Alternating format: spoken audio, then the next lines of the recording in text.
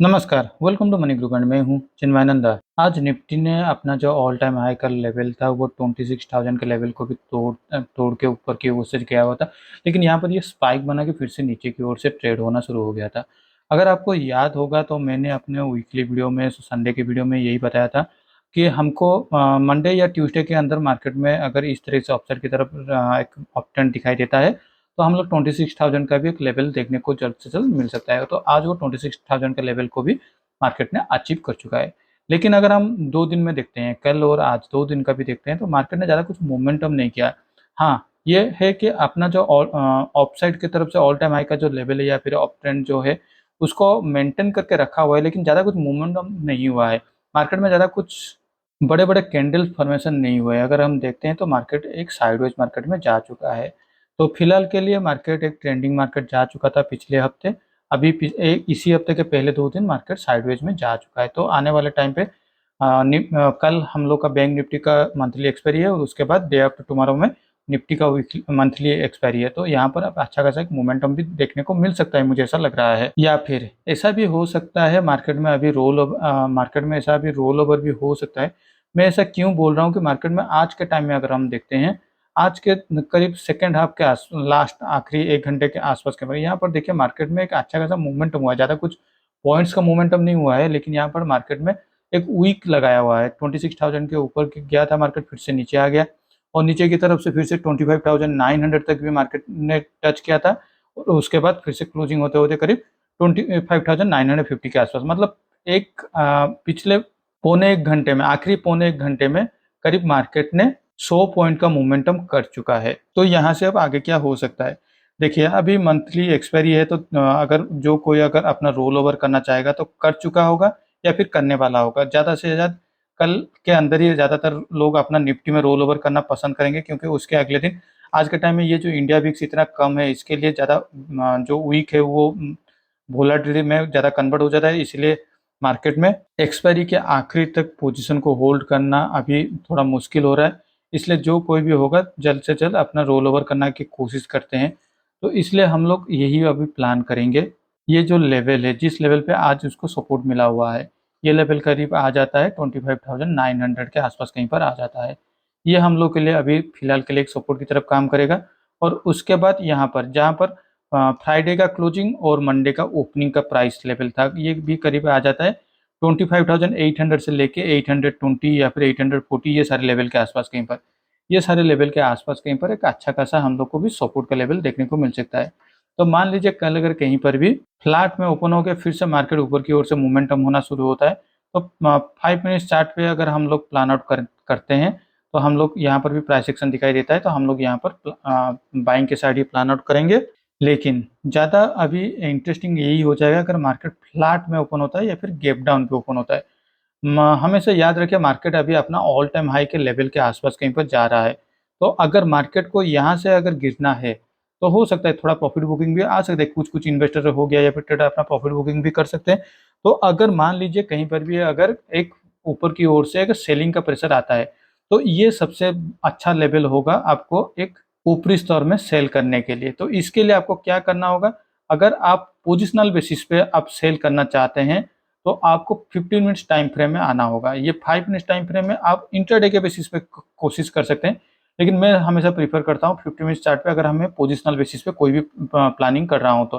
तो मान लीजिए कल अगर मार्केट फ्लैट में ओपन होता है या फिर थोड़ा गैप डाउन पे ओपन हो जाता है, तो अगर मार्केट नीचे की ओर से आना शुरू होता है, फ्लैट में ओपन होके नीचे के आता है या फिर गैप डाउन में भी ओपन होके नीचे की ओर से आता है, तो पहले मैं इंतज़ार करूँगा कहाँ पर एक पुल बैक आ रहा है। पुल बैक आने के बाद अगर वो पुल बैक सक्सेसफुल नहीं होता है, अगर मार्केट मान लीजिए पुल बैक फेल हो जाता है, फिर से मार्केट 25,950 के ऊपर जाने के लिए नाकाम हो जाता है, तो वहाँ पर फिर से जब एक रेड कैंडल दिखाई देगा उसके बाद से जब, तो मुझे यहाँ पर सेल करने के लिए एक अपॉर्चुनिटी मिल सकता है। हालाँकि यहाँ पर आप ज़्यादा पूरा अपना फुल क्वांटिटी मत यूटिलाइज़ कर लीजिएगा। यहाँ पर आप 30 से 50% आप यूटिलाइज़ कीजिएगा। वन्स जब ये फिर से एक प्राइस एक्शन बनाते हुए अपना जो लोअर को फिर से तोड़ेगा, यहाँ वहाँ पर अपना फुल कैपेसिटी यहाँ पे यूटिलाइज़ कर लीजिएगा। तो आपका एवरेजिंग भी सेल प्राइस में आ जाएगा। तो आपको जितना प्रॉफ़िट ब्रेकडाउन पे मिलना चाहिए था, उससे ज़्यादा थोड़ा प्रॉफ़िट मिल जाएगा। और अगर नीचे की तरफ से अगर प्राइस एक्शन बनता है तो हम लोग का जो नेक्स्ट टारगेट हो सकता है वो करीब 28,650 के आसपास कहीं पर भी आ सकता है, क्योंकि यहाँ पर हम लोग को एक अच्छा खासा सपोर्ट भी देखने को मिल सकता है। ये मैंने पिछले वीडियो में भी बताया हुआ हूँ। तो चलिए अब देख लेते हैं बैंक निफ्टी का। बैंक निफ्टी का कल वीकली एक्सपायरी है, तो देखते हैं किस तरीके से मोमेंटम हो सकता है। बैंक निफ्टी ने भी आज उसका जो लेवल था 54,000 उसका ऊपर की ओर से तोड़ते हुए नया ऑल टाइम हाई फिर से 54,210 टू 220 इस लेवल के आसपास कहीं पर अपना ऑल टाइम हाई का लेवल बनाया हुआ है। और यहाँ पर भी अगर हम देखते हैं तो मार्केट में यहाँ पर भी एक साइडवेज मार्केट में ही कन्वर्सन हो गया था। हालांकि यहाँ पर निफ्टी की तरह कहीं पर भी निफ्टी हो गया या फिर बैंक निफ्टी कहीं पर भी यहाँ पर नीचे की ओर से अपना जो सपोर्ट का लेवल को भी टच नहीं किया है। तो इसलिए ये सारे जो लेवल है 53,800 से लेके 850 ये सारे लेवल के आसपास कहीं पर अगर मार्केट फिर से निफ्टी की तरह अगर फ्लैट में ओपन होता है या फिर गैप डाउन पे ओपन होता है तो जिस तरह से ये भी अपना ऑल टाइम हाई के लेवल के आसपास है, अगर यहाँ पर सेलिंग का अपॉर्चुनिटी अगर आपको मिलना होगा तो यहाँ पर इस लेवल के आसपास कहीं पर मिल सकता है। तो यहाँ पर हम लोग को बस एक इंतजार करना होगा प्राइस एक्शन पे। अगर आप पोजिशनल बेसिस पे करना चाहते हैं तो 15 मिनट्स, अगर डेली ट्रेडिंग करना चाहते हैं तो 5 मिनट्स पे। तो यहाँ पर भी अगर कोई भी अगर पहला एक सेलिंग का प्रेशर आता है उसके बाद एक पुल बैक के लिए हम लोग इंतजार करेंगे। जहाँ पर अगर पुल बैक अगर फेल हो जाता है तो यहाँ पर हम लोग को पहले 15 मिनट्स कैंडल का जो रेड कैंडल होगा यहाँ पर पहले हम लोग कुछ एंट्री ले लेंगे। उसके बाद फुल यूटिलाइजेशन हम लोग उसका जो ब्रेकडाउन होगा प्राइस एक्शन का वहाँ पर लेने वाले हैं। और इस केस में आपका जो टारगेट होने वाला है वो करीब आ सकता है 53,300 तक भी आ सकता है। लेकिन अगर मान लीजिए कहीं पर भी अगर मार्केट फ्लैट में ओपन हो के ऊपर की ओर से जाना शुरू होता है या फिर गैप अप में ओपनिंग हो जाता है तो ये सारे जो लेवल है 54,100 इसके ऊपर जाने के बाद ही हम लोग बाइंग के लिए थोड़ा प्लान आउट करेंगे। हो सकता है कल मंथली एक्सपायरी के चलते और थोड़ा स्पाइक भी लगाने की कोशिश करें, क्योंकि इंडिया विक्स भी बहुत कम में चल रहा है, 13.3 के 13.4 के आसपास कहीं पर चल रहा है। तो हो सकता है थोड़ा विक्स कम होने के चलते प्रीमियम भी कम है, तो ज़्यादातर ऑप्शन बायर्स यहाँ पर एंट्री हो सकते हैं। तो यहाँ पर थोड़ा आपको भी वीक इस तरह से कुछ देखने को मिल सकता है। इसलिए प्रीफर कीजिए कि 24,100 एक बार ऊपर की ओर से तोड़ने के बाद अगर एक 15 मिनट का कैंडल अगर क्लोजिंग देता है या फिर डेली चार्ट के हिसाब अगर डेली ट्रेडिंग के हिसाब से 5 मिनट्स का कैंडल अगर क्लोजिंग देता है उसके बाद ही जाके आप अपना पोजीशन को एग्जीक्यूट कीजिए। अदरवाइज दो साइडवेज मार्केट जाने के बाद से एक वोलेटाइल मार्केट या फिर एक ट्रेंडिंग मार्केट अभी हमको देखने को मिल सकता है। तो चलिए अब देख लेते हैं मेरे पोजीशन की ओर। मेरा जो पोजीशन है आज मैंने दो पोजीशन को लिया हुआ हूँ। ये हेजिंग पोजीशन के हिसाब से लिया हुआ था और ये डेल्टा न्यूट्रल के हिसाब से ही लिया हूँ। ये मैं पोजीशन करीब 12 बजे के आसपास ले लिया था, जहाँ पर ये इंडिया विक्स करीब 13.5 के आसपास कहीं पर ही ज़्यादा से ज़्यादा होगा। तब मैं ज़्यादा क्वांटिटी में नहीं लिया हूँ, लेकिन यहाँ पर बस अभी के लिए एंट्री किया हूँ और ये अगले मंथ के लिए है। अगले मंथ के 26,700 के साथ 25,200 पुट ऑप्शन को मैंने अभी हेज पोजीशन में लिया हुआ हूँ। हाँ, कोई अगर बोल सकता है कि ये आउट ऑफ द मनी में हम लोग ले रहे हैं तो ज़्यादा रिस्क कुछ लेते ही नहीं है, ऐसा कुछ बोल सकते हैं।